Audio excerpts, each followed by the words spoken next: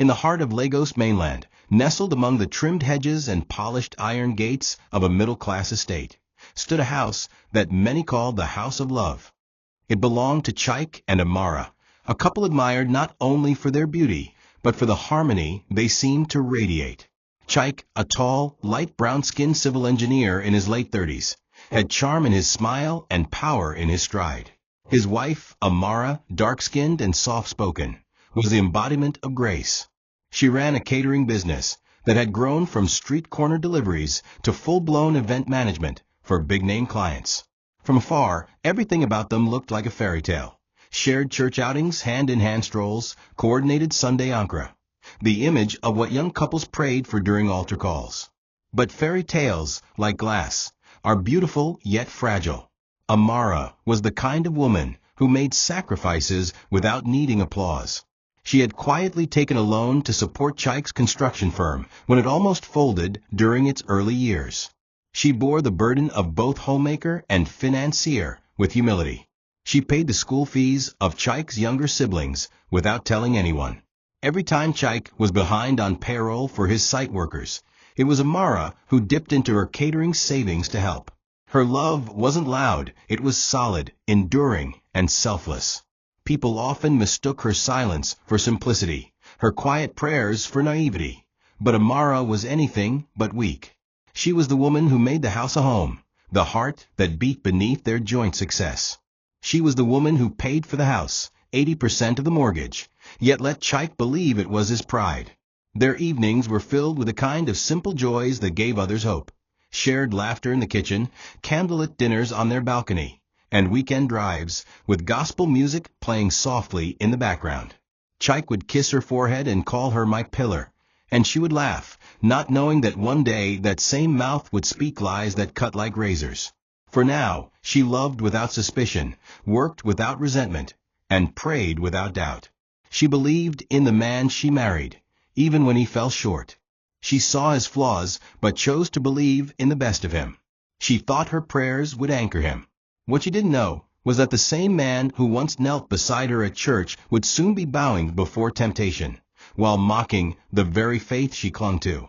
Long before sunrise, Amara's days began. By 4:30 a.m., she was already in the kitchen, slicing onions, boiling meat, seasoning stews. She had contracts for 2 weddings and a baby dedication that month, but she still made sure Chike's breakfast was freshly served by 6 a.m. sharp, placed on the dining table with sliced fruit and hot water for tea. She never needed reminders. She memorized his schedule better than he did. After he left for site inspection, she'd rush into her worn Toyota Corolla and begin her day across Lagos traffic, shopping at Mile 12 Market, delivering food in Surulere, checking decorators in Ikeja. Her scarf was always neatly tied, her shoes practical, her hands never idle. She was respected in the food industry, though she rarely bragged about it. Her business funded the home, not just groceries and utilities, but the very bricks and tiles of the building they called ours. But Chike never saw the full weight Amara carried. Or perhaps he saw it and chose to look away. He had started changing in small ways. The affectionate kisses became nods. Conversations turned into brief grunts. He began answering phone calls in the bathroom, whispering names she didn't recognize. Still, Amara gave him the benefit of the doubt. She attributed the change to stress, to Lagos Walla, to pressure from the new project he was bidding for in Victoria Island. She told herself that prayer could fix anything, that marriages were not built on feelings, but on faith. She held on, and held on, and held on, until the holding on began to choke her. But she didn't stop. She was the praying wife, the Proverbs 31 woman, the helper, the builder. She was taught to cover her husband in prayer, even when he exposed her to wounds. The house, the 3-bedroom duplex in the estate, had been her dream more than his. She had pushed for it, hunted for it, and paid the initial deposit from her savings. But she allowed him to boast to his friends, allowed him to stand at parties and say, "My house, my sweat." She smiled each time he said it, never correcting him, not out of foolishness, but because she believed love didn't keep score. It was in her name. Yes, the lawyer had insisted on that when she signed the last part of the mortgage papers, But she never reminded Chike. After all, she didn't marry him to fight over ownership. She married him to build a future. She didn't know that he'd one day build with another woman while tearing her down in the process. It began with unfamiliar scents, not of perfume, but of another woman's presence. The cologne on Chike's shirts was no longer the one she bought from the gift shop on their anniversary. There were lipstick stains, not red like hers, but deep plum. She noticed them the third time he wore the same shirt back from site work. Amara mentioned it casually one night, her voice calm, but her spirit unsettled. "There's lipstick on your collar," she said. Chike didn't flinch. He simply looked at her and smirked. "You don't trust me again? Wow. So this is what it's come to." Amara felt a chill. His tone wasn't defensive. It was mocking. A new edge had entered his voice, one that sounded like contempt. The shift was slow, like a rope fraying one thread at a time. Chike started criticizing everything she did. The taste of her food, the way she talked during church meetings, even how she greeted his friends. "You talk too much," he once said sharply. "Must you always give full speeches?" Amara was stunned. These were the things he used to praise her for. When she tried to address it, he turned the blame around. "You're always acting like a victim. Maybe if you weren't so paranoid, we'd still be happy." The more she tried to hold on to peace, the more he provoked her. And when she chose silence, he mocked her faith. "Keep praying," he sneered one day. "Maybe your God will cook better jollof rice next time." She laughed softly, not because it was funny, but because if she didn't laugh, she would cry. But the worst wasn't the words, it was the way he looked at her. Like she was a burden. Like she was a woman too ordinary to be exciting. She began to feel invisible in her own home. The same man who once waited outside her kitchen just to smell her food now preferred to eat out. He'd send texts saying he wouldn't be home for dinner, and when he did come back, he smelled of expensive restaurants and strange body sprays. Still, Amara cooked. Still, she laid his clothes out. Still, she smiled and prayed and endured. But something inside her had begun to shift. Something deep. It wasn't anger, not yet. It was clarity. A quiet knowing that the man she married was drifting away, and the storm was just beginning. The next stage of Amara's heartbreak was not loud. It was invisible. Chike didn't yell. He didn't throw fists or break plates. His weapon was subtle cruelty, sharpened with silence, sarcasm, and shame. It started with passive-aggressive comments. "You wouldn't understand business," or "That's why I can't have deep conversations with you." Amara, still in denial, tried harder, reading about real estate, asking about his clients, offering help with proposals. But the more she tried to be a part of his world, the more he mocked her efforts. One evening, she prepared a special dinner, okra soup, his favorite, cooked with periwinkle and stockfish from the market in Aja. She lit candles, wore the coral beads he liked, and waited. Chike came home past 11 p.m., reeking of alcohol and another woman's perfume. He looked at the food and scoffed. "This is what kept you busy. You want to be a housewife now," he chuckled and walked past her like she didn't exist. The next morning, he acted like nothing had happened. He greeted her casually, humming as he dressed for work, even kissed her forehead. Amara stood there, blinking slowly. The man who had humiliated her the night before was now smiling like it never occurred. When she brought it up, his response was cold. "You need to stop overthinking things. You're always playing victim." And just like that, she started questioning herself. Was I wrong to expect gratitude? Did I do too much? Am I imagining things? The emotional manipulation was deliberate. He made her feel like she was the problem, too emotional, too religious, too sensitive. Her prayers, once a source of comfort, now felt mocked.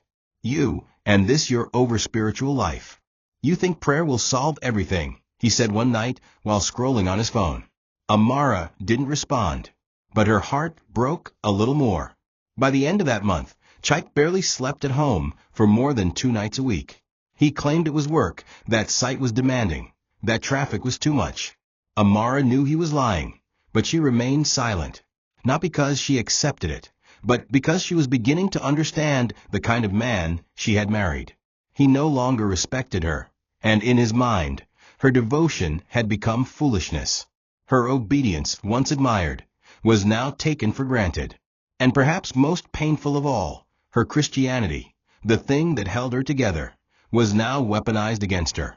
"Jesus will not pack your load when I finally send you out," he muttered during an argument. That night, Amara sat in the living room alone, Bible in her lap, tears streaming down her face. Not from weakness, but from the terrifying realization that the man she loved had begun to hate the very things that made her who she was. It was supposed to be a normal Monday. Amara had just finalized 2 major catering deals and was planning to surprise Chike with good news. But he didn't come home that night, or the next, or the next 5 after that. When she called, he sent one-liners: "Busy. Site still far. We'll sleep here." By Thursday, she stopped trying. His clothes were still in the closet, but the space beside her in bed felt colder than ever. On Saturday morning, she received an unexpected delivery: a bouquet of flowers. No name, just a card that read, "To Sandra, my peace." The delivery man apologized for the mix-up. "It was meant for this address, but with another name," he said awkwardly. Amara smiled faintly, told him it was okay, and closed the door. That moment wasn't loud, it was silent, suffocating. It was confirmation that he wasn't just cheating, he was proud of it. The whispers from neighbors turned into full-blown gossip. "I saw him at Oriental Hotel," one woman said to another as Amara passed. "He was with one fine babe, oh, light-skinned. Young. No ring on his finger." Amara didn't flinch. She had learned to wear a neutral face. Inside, however, her soul trembled. She didn't cry in public. She didn't tell her mother. Not even her closest friend Uju knew how deeply the betrayal cut. Amara cooked every day, cleaned every room, watered the plants. Not for him anymore, but for herself. She needed the routine to stay sane. She began writing down everything: receipts, payment slips, loan agreements, documents that proved she had built their life, brick by brick. Her silence was no longer weakness. It was preparation. On Sunday, Chike finally returned. He strolled in like a visitor, his shirt unbuttoned, sunglasses still on. "Where's my food?" he asked as he dropped his keys on the dining table. Amara brought the food without a word: rice and stew, freshly made. As he ate, she sat opposite him, watching. "You won't ask where I've been," he said between mouthfuls. Amara smiled. "No need. You were where you wanted to be." He paused, surprised by the calm in her voice. "You're changing," he said mockingly. "Finally growing a backbone." She stood up, collected his empty plate, and washed it without saying a word. In that silence, a storm was building, not of tears or tantrums, but of a woman awakening. He thought she was defeated. What he didn't know was that she was already slipping away from him, one unspoken decision at a time. Amara's final confirmation didn't come through gossip or suspicion. It came through her own eyes. That Thursday, she received a last-minute catering request at a high-end restaurant on Victoria Island. She decided to handle it personally, hoping work would distract her. As she entered the restaurant, flanked by waiters and trays, she caught sight of something, or someone, that made her freeze. At a corner booth, laughing loudly, sat Chike. And beside him, resting her hand on his thigh, was Sandra. The same woman whose voice had giggled on Chike's Bluetooth speaker by accident weeks before. She was young, heavily made up, dressed in a body-hugging outfit Amara would never wear. Amara stood rooted, her hands trembling as she gripped the tray. Their eyes met. Chike blinked, startled. Sandra smirked without shame. Amara turned around and left, without causing a scene. But her heart cracked wide open. Later that night, Chike came home furious.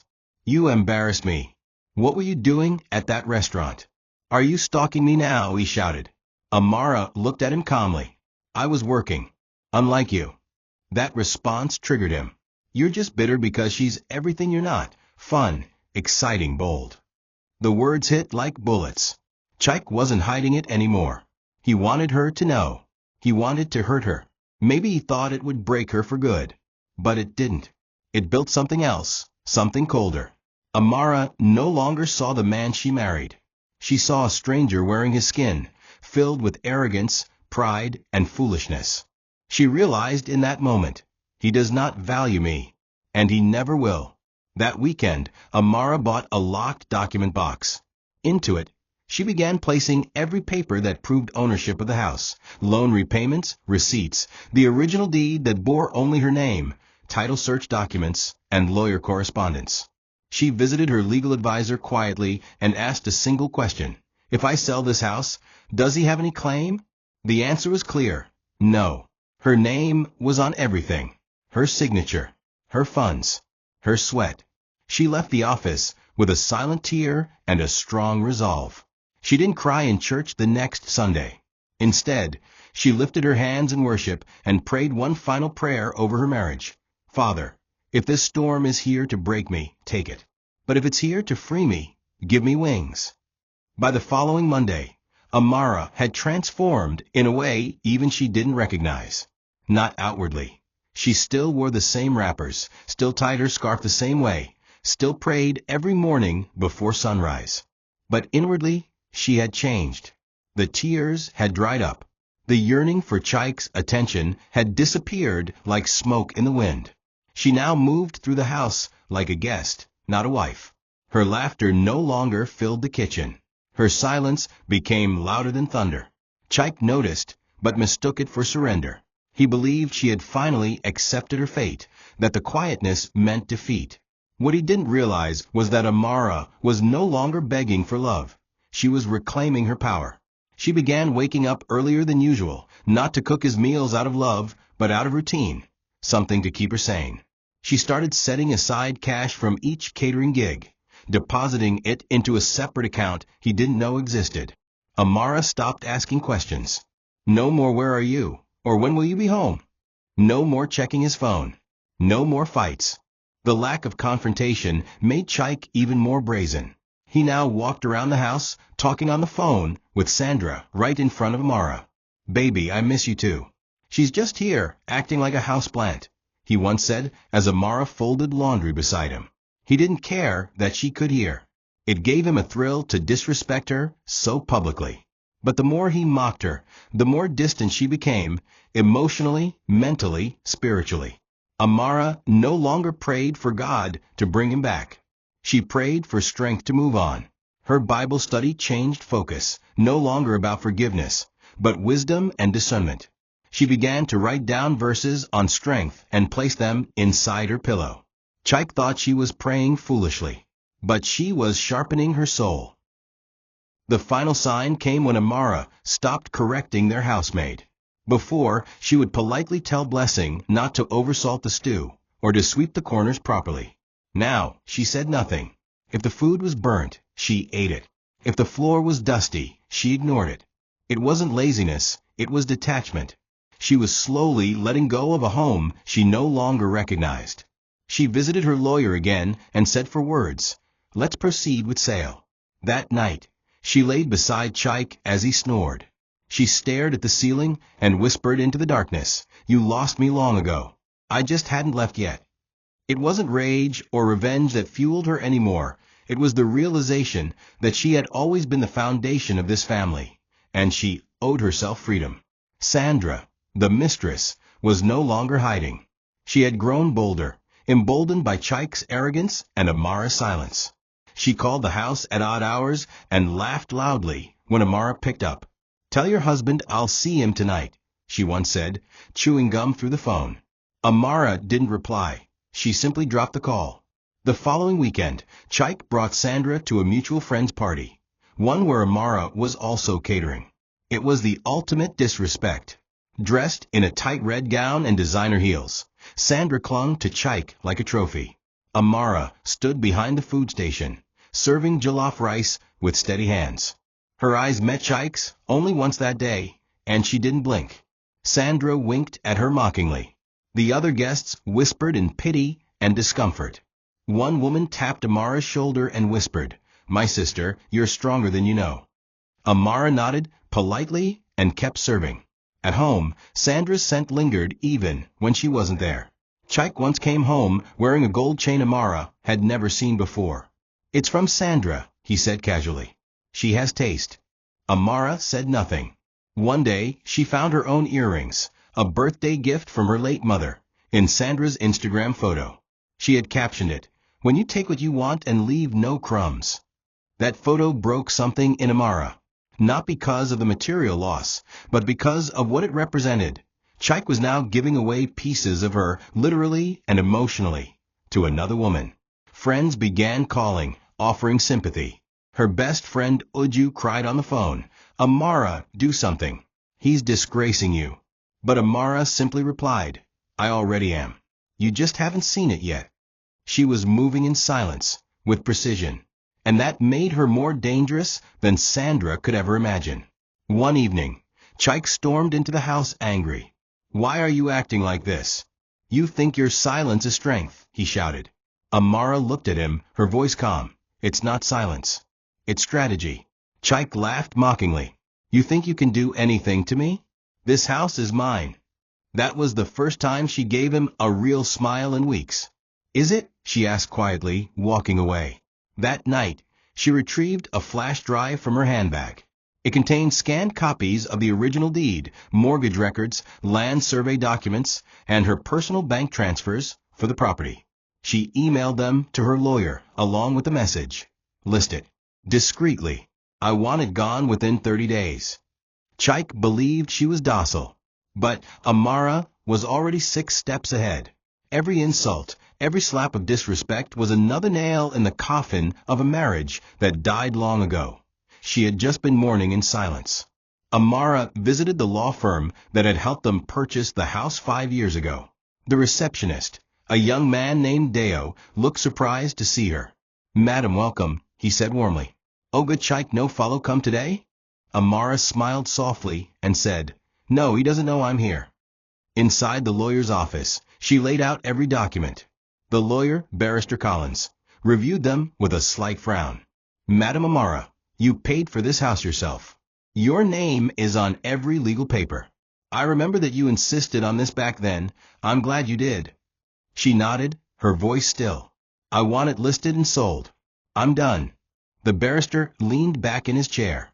"Do you want him informed?" Amara shook her head. "Not yet. Let him find out when it's too late." That afternoon, the property was discreetly listed for sale, and due to its location, offers began pouring in almost immediately.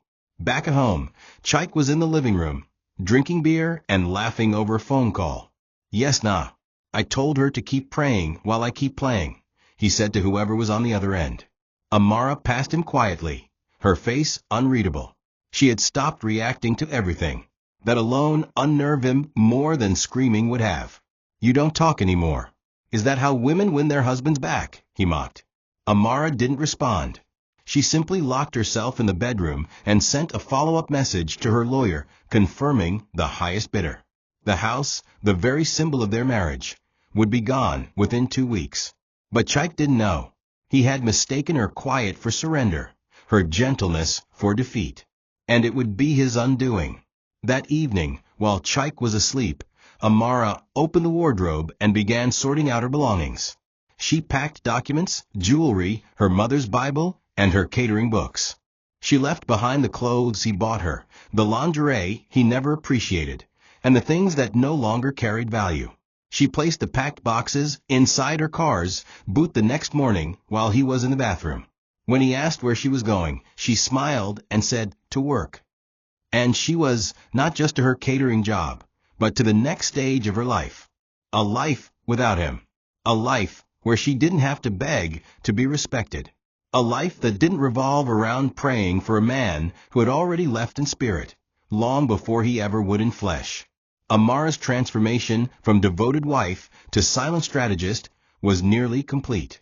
But before she exited the life she had built for a man who treated her like furniture, she played her final role with perfection, the role of a submissive wife. She still laid Chike's clothes out each morning, served him fresh meals, and even smiled gently when he returned home late.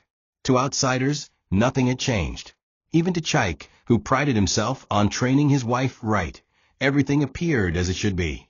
That was the power of Amara's act.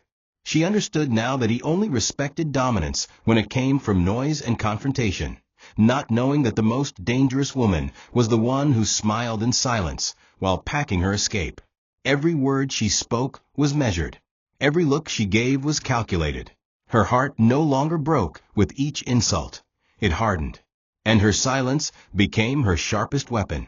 She continued living beside him, sharing space with a man who had mentally and emotionally replaced her with a woman who wore her earrings and mocked her pain. Yet Amara didn't flinch. She had entered a different zone, one of discipline, control, and mental detachment. Her catering business was booming, and she had discreetly opened a new business account in another bank. The house sale was in motion. She even took pictures of each room, not for memory, but for legal documentation. She smiled when Sandra called Chike during dinner. She washed their plates when he returned from work at 2 a.m. smelling of cigar and cologne. When he offered weak excuses, she nodded. Her mind was far ahead. Chike didn't realize he was in the middle of a chess game, and she had already reached checkmate. He thought she was too Christian, too quiet, too weak to walk away. But Amara wasn't walking. She was gliding, out of his grasp, beyond his reach, into a life she built with her own hands. Neighbors began to notice the eerie calm in their house. One commented to her at church, "You're glowing, Amara. I thought things were bad." She smiled and replied, "Peace comes when you stop bleeding for people who enjoy watching you suffer." It wasn't bitterness. It was truth. Amara had learned something no sermon had ever taught her. Forgiveness didn't mean staying where you're being destroyed. Her final preparation came in the form of a suitcase she hid behind the fridge, filled with cash, documents, her birth certificate, and the keys to her new apartment across town. Even the landlord there thought she was a widow. She didn't correct him. She just wanted peace.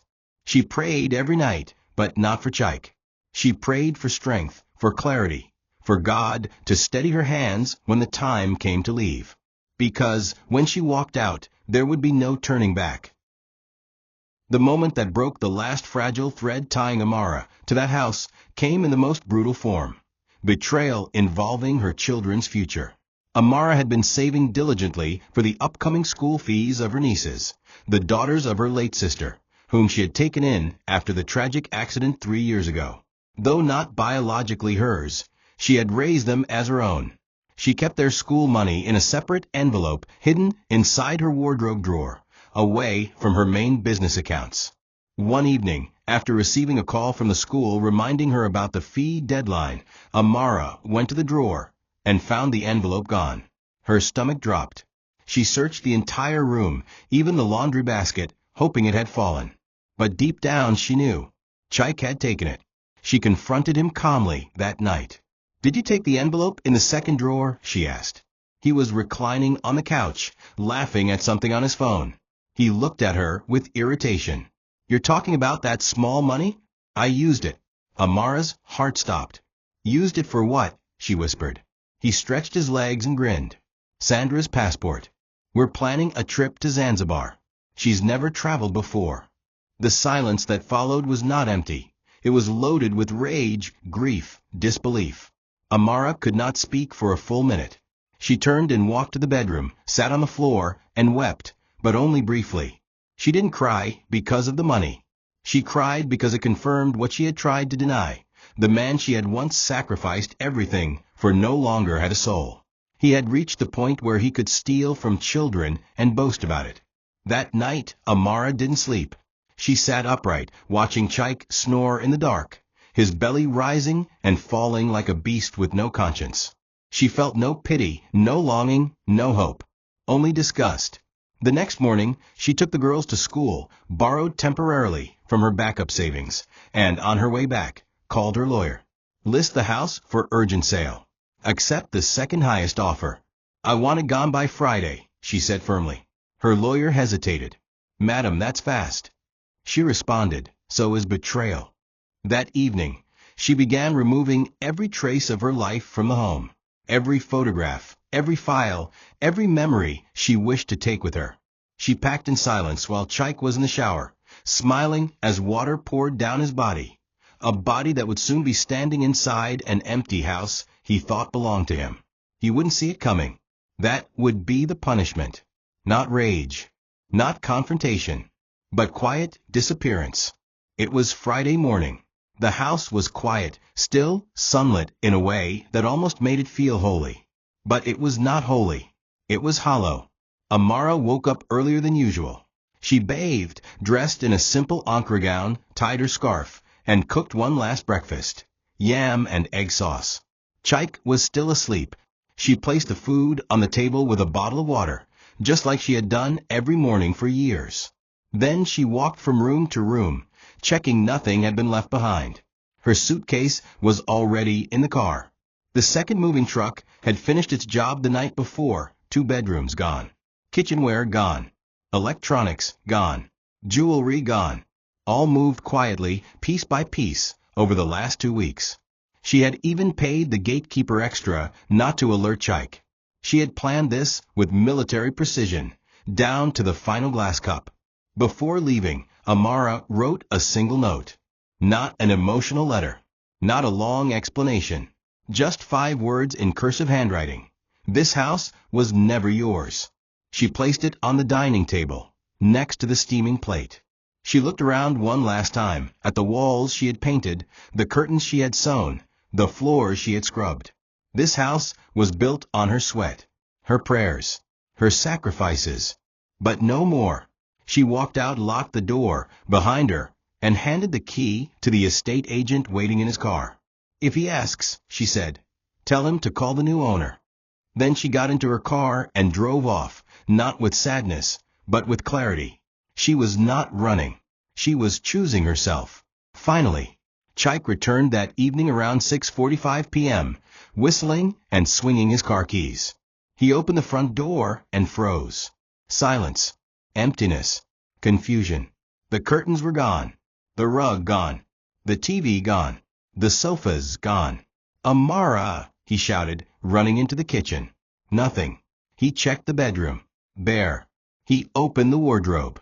Empty. Only one thing remained, the note. He grabbed it, read it, and dropped to his knees. No, no. Amara, he cried out, his voice hoarse with panic. He searched for his phone. It was off. The house echoed with his voice and nothing else. For the first time, Chike realized the truth. The woman he mocked, ignored, insulted, and betrayed was never weak. She was his foundation, and she was gone. Not temporarily, not to make a point, but gone for good. The walls echoed that evening in a way Chike had never experienced before. He moved frantically from room to room like a madman chasing a ghost, calling out Amara's name even though he knew she wasn't there. The silence inside the house was deafening. No smell of food, no humming from the kitchen, no gospel music playing from her phone as she cooked. Just his own voice bouncing off empty walls. The house, once vibrant and filled with warmth, now looked like a storage unit. The kitchen was bare. The living room was stripped. Even the small framed photo of their wedding day, the one Amara always kept near the flower vase, was gone. He opened the wardrobe in desperation, only to find a single hanger swinging gently. It dawned on him then, this wasn't a robbery. This was a departure. A planned, intentional, deliberate exodus. He walked over to the dining table and stared at the note again. This house was never yours. Those words danced before him like an incantation. He read them again and again, each time hoping they would somehow change. He dropped at his knees, his palms on the cold tiles, and screamed. Not a scream of pain, but of realization, of fear, of a man who had built his ego on a foundation he did not own. Amara had left without shouting. No slap, no threats, no fight. Just pure execution. That was what broke him the most. She didn't need to raise her voice to destroy him. He remembered mocking her faith, her silence, her dignity. He remembered laughing with Sandra about how docile she was. And now, that same docile woman had left him exposed, physically, emotionally, and legally. Chike was not just alone. He was naked, stripped of the illusion he had once called power. He called her number, switched off. He called her best friend, no answer. He even drove to her mother's house, but the gate man told him no one had seen her in weeks. Panic gripped him. What would he tell the neighbors? What would he tell his friends? But more importantly, where would he sleep that night?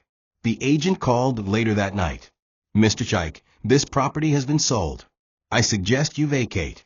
New owners are coming by weekend." He hung up and slumped on the floor. His lips trembled. His hands shook. He wept like a child. The woman he mocked as too soft, too religious, too slow, had moved faster than his pride could catch up with. Amara had left. And she took more than furniture. She took peace, structure, and everything stable in his life. The house wasn't just empty. It was a tomb. A tomb for the man Chike used to be. Chike called Sandra that night, his voice trembling with desperation. "Baby, please come. I need you. Amara has left me. Everything is gone." He expected sympathy, a hug, maybe even her presence. Instead, there was laughter on the other end of the phone. "Left you?" Sandra chuckled. "You mean she finally did what every smart woman should have done months ago?" Her voice dripped with mockery. "I knew she'd wake up one day. You treated her like trash and thought she'd beg you forever." Chike swallowed hard. "Please, just come. I need someone. I need you." Sandra paused and then said coldly, "I was never yours, Chike. I was enjoying the benefits, the trips, the perfumes, the hotel nights. Now that the benefits are gone, so am I. I'm not a rehabilitation center for broken men. Bye." And just like that, the last piece of his illusion shattered. He sat on the cold floor for hours, eyes wide open, heart racing. He had lost everything. Amara, the woman who built with him when he had nothing, was gone. The house, the one he used to boast about, had been sold from under him. And now Sandra, the side chick who once made him feel like a king, had abandoned him without remorse. The silence in the house now felt like punishment. Every corner reminded him of his arrogance, his stupidity, his betrayal. The plates were gone. The curtains were gone. Even the smell of Amara's favorite lavender air freshener was gone. What remained was a man, broken and alone, in a structure that no longer belonged to him. He had mocked Amara for being spiritual, mocked her for being loyal. Now he would pray for the rest of his life to ever feel her presence again. He thought of calling his friends. But who would help him? The same friends who cheered him on when he first introduced Sandra at a party? The ones who told him Amara was too churchy? He had surrounded himself with people who fed his pride, and now none of them picked his calls. He tried to text Amara, "Please forgive me. I miss you. I was wrong." But there was no reply. He kept refreshing the message thread. Nothing. He looked at her old photos on his phone, the ones he used to scroll past in disgust, and now he stared at them like they were sacred relics. He saw her smile, her eyes, the scarf she always wore around the house. And then, for the first time in years, Chike bowed his head and wept, not for losing her, but for realizing too late that she was everything. Chike's downfall didn't come like a lightning strike. It came slowly, painfully, in humiliating layers. Within a week of Amara's exit, the cracks in his life began to spread like wildfire. The rent on his temporary apartment, which Amara had been covering silently through her family expenses budget, was due. When he called the landlord for an extension, the man laughed bitterly. "I gave your wife grace because I respected her. You're just noise. Pay or pack." Chike moved out in disgrace, carrying his boxes in a Kiki Napep. His once proud car had been impounded due to unpaid parking fines, something Amara used to settle quietly every month. His bank account was almost empty. His construction company was now on the verge of collapse. Amara used to help balance the books, pay salaries in emergencies, even mediate contractor disputes. Without her, the business was chaotic. Within 3 months, 2 key clients pulled out, citing poor organization. Chike tried to call in favors, but everywhere he went, doors closed. He wasn't respected anymore. He had no leverage, no charm left. Even his clothes began to look worn. He had aged 5 years in 3 weeks. His beard grew untamed. His shirt buttons fell off. He looked like a shadow of himself. He would sit in bars alone, staring into nothing, muttering her name. "Amara, my wife, my strength." People began to pity him, but only slightly. Most said he deserved it. He threw gold away to chase dust, one old man at the bar said. Now he's choking on it. The same neighbors who used to admire his car and salute him as Engineer Chike now shook their heads when he passed. His pride had been dragged through the mud, and all he could do was sit in it, broken, with no one left to save him. At night, he had dreams, not of Sandra, not of the parties, but of Amara. He saw her cooking, laughing, praying, serving him food with soft hands. He'd wake up drenched in sweat, reaching for someone who wasn't there. He began attending church again, not because he found God, but because he wanted to feel close to her. He sat in the back row, weeping quietly, asking anyone who would listen, "How do I win her back?" But the answers never came. Everyone told him the same thing: "She's gone. You killed what you were supposed to protect." He tried to find her, asked friends, checked her favorite markets, even contacted her old vendors. Nothing. Amara had vanished. And Chike had finally learned the hardest lesson of his life. When a good woman walks away, she doesn't slam the door. She locks it from the other side and throws the key into the sea. Chike became a walking warning, a tragic example of what happens when pride blinds a man to the worth of a good woman. At first, people whispered behind his back. Then, they started laughing out loud. "Na so enjoyment end," the mechanic across the street once said as Chike passed by in dusty slippers, carrying a plastic bag of bread and sachet water. Women who used to envy Amara for being too soft now clutched their wrappers tightly and shook their heads in pity. "If na me, I for pour acid," one said. But Amara didn't pour acid. She poured silence.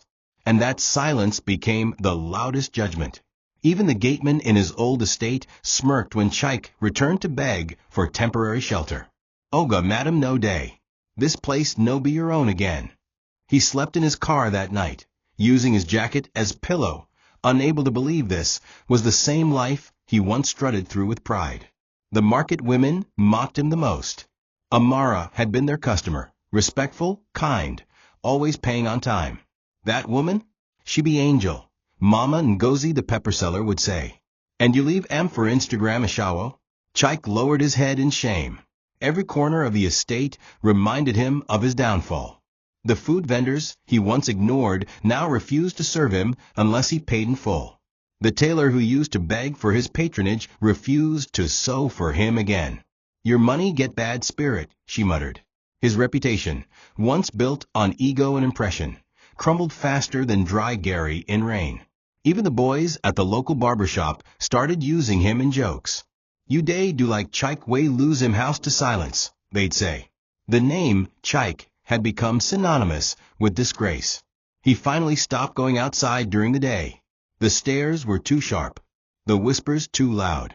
He began wearing dark glasses, not for fashion, but to hide his red, swollen eyes. He drank less now, not because he found discipline, but because he couldn't afford it. His last bottle of whiskey had been sold to pay for a taxi to Amara's mother's compound. When he arrived there, dusty, defeated, and drenched in sweat, the gate man refused him entry. "Madam say, if anybody from Chike family come here, I no go open gate," he said firmly. Chike knelt right there at the gate, tears streaming, his lips trembling. "Mama, please tell her I'm sorry. Tell her to come back. I've lost everything." But no voice responded. Only silence. The same silence he had once used as a weapon against Amara was now his punishment. And it burned deeper than words ever could.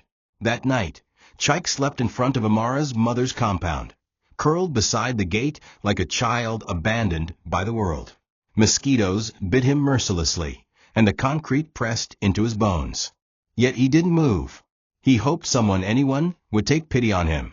But when dawn came, it wasn't Amara or her mother that opened the gate. It was one of the house helps. The young girl gasped at the sight of him. "Oga Chike," she muttered. He tried to stand, but his knees buckled. "Please, just tell her. I need to speak to her," he croaked. The girl shook her head. "She no day. She no even tell us where she go. Madam say make we no entertain any visitor from una side again." Then she closed the gate, just like that.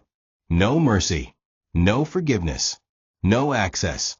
The rejection hit him like a whip, not because it was cruel, but because it was fair. He dragged himself away, each step heavier than the last. He looked up at the sky and asked God, "Why didn't you stop me?" Why didn't you make me see what I was losing? But deep down, he knew the answer. God had sent many warnings, through the respect Amara always gave, through the prayers she whispered, through the silence she held instead of insults. He had trampled on those signs like trash. He thought her faith was weakness. He thought her silence was surrender. But now he saw the truth. Her silence was strategy, and her faith was fire, the kind of fire that refined her and burned him. And now she was gone. Not just physically, but emotionally, spiritually, irreversibly. Chike began crying again, not the shallow tears of self-pity, but the deep, soul-wrenching sobs of a man who had destroyed his own blessing. By the time he returned to the room he rented near the slum, his feet were blistered, his face sunburnt, and his chest hollow.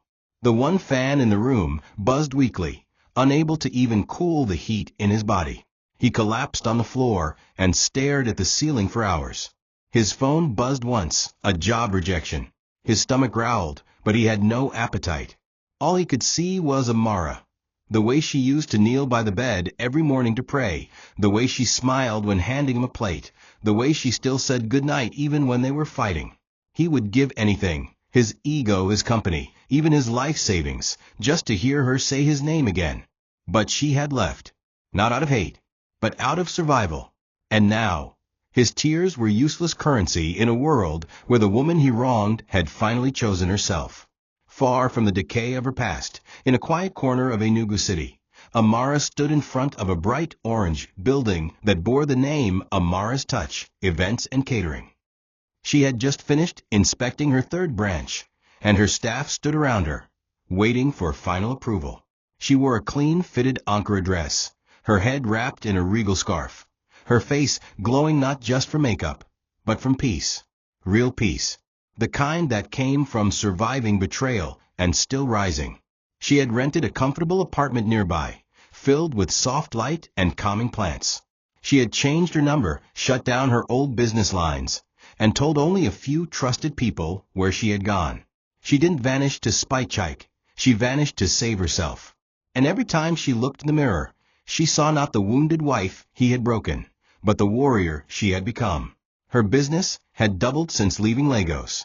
She now catered to politicians, corporate offices, and weddings of high society elites. People respected her, not just for her food, but for her discipline, humility, and leadership. She trained young women, mentored teenage girls, and even started a foundation that sponsored widows and single mothers to learn vocational skills. She never shared her past with them. She didn't have to. Her eyes carried the story. Her strength told the rest. She still prayed daily, not for Chike, not for revenge, but for gratitude. She thanked God that he gave her the wisdom to leave before she lost herself.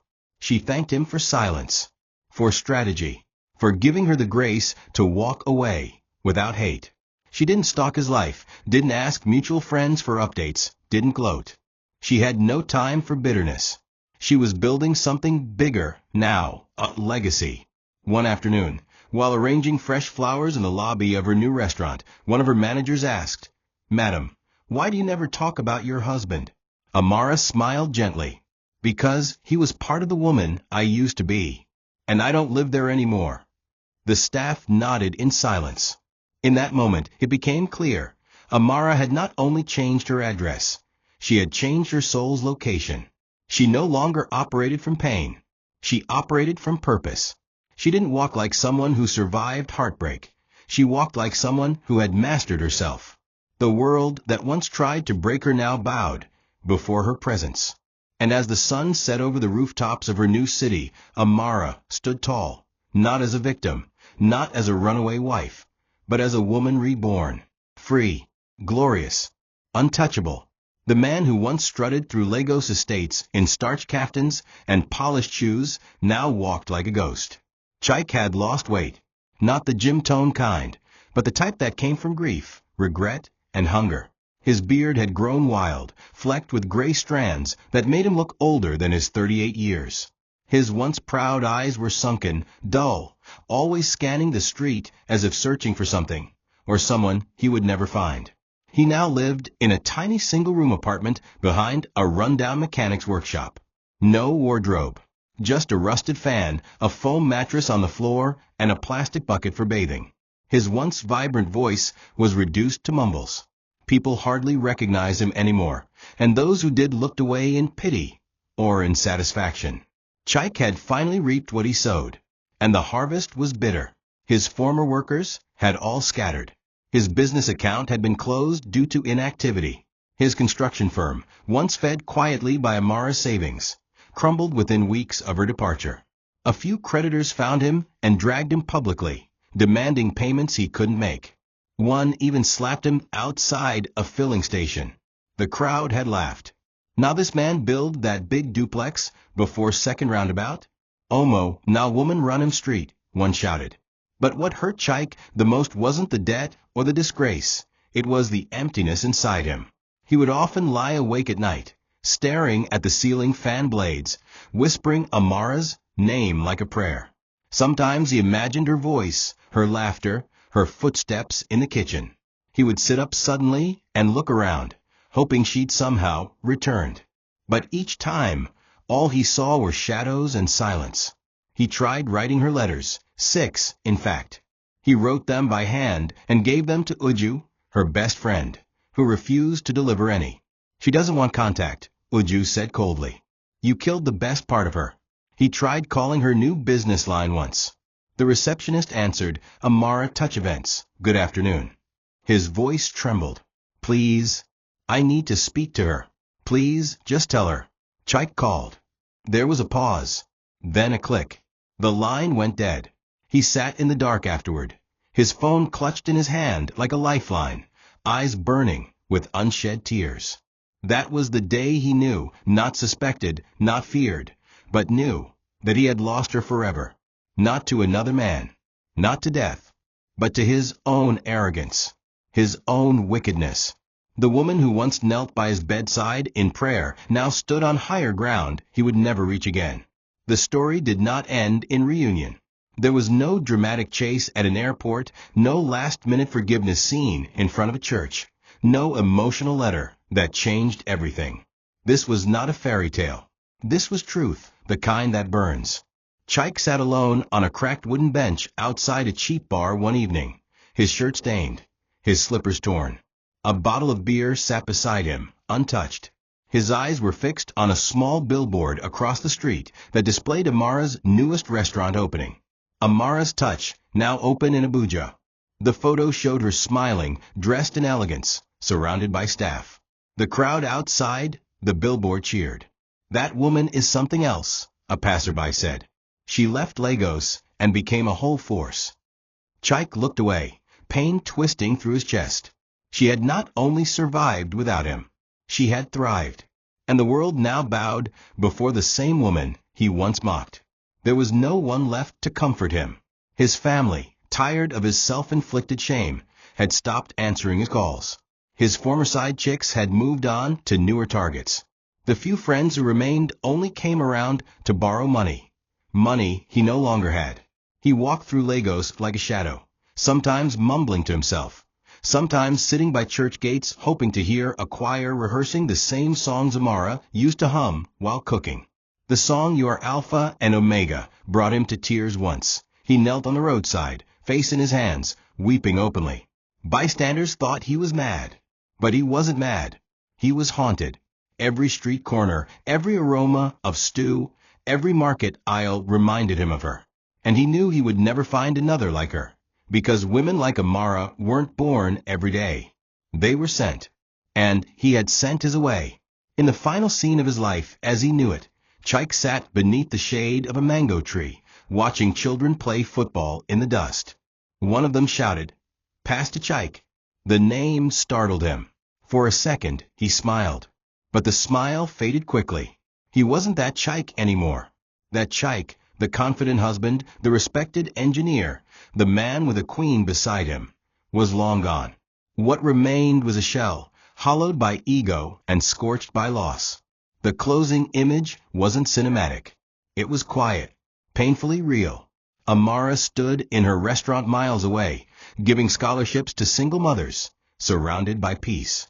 While Chike sat alone, with nothing but regret. and the note she left him still folded in his wallet. This house was never yours. Only now did he understand the true meaning. She was the house, and he had lost it forever. Thank you for watching this video. What did you learn from this story? Drop it in the comments. Please make sure you like, comment, and subscribe to my YouTube channel TOCHI Stories for more.